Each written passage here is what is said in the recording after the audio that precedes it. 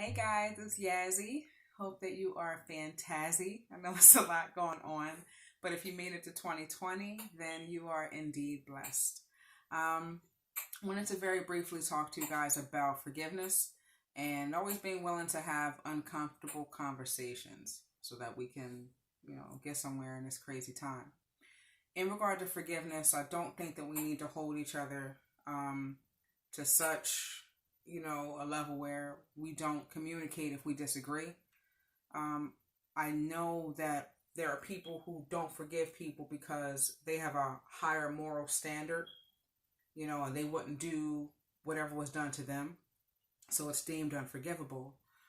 But I've realized that God has forgiven me for things, and He's forgiven you for things that you and I won't even mention to other people.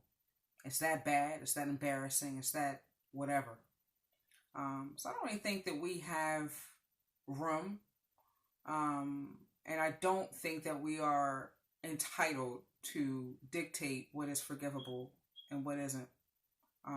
That is something that God has given to us to soften our hearts and to bring us closer.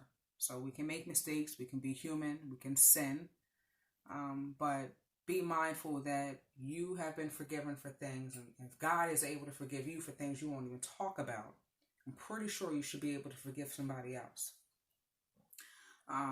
So that coincides with having uncomfortable conversations, and this is important to me because I never understood why people stayed away from people they didn't like, or they didn't understand, or they didn't agree with, if communicating with said person was going to be beneficial.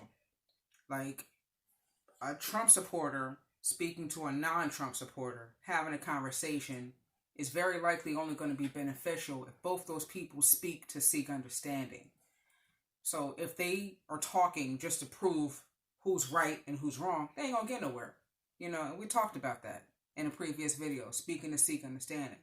But if you talk from your heart, and you truly want to understand the differences, and you respect and appreciate your differences because we're individuals for a reason, you can get somewhere with that.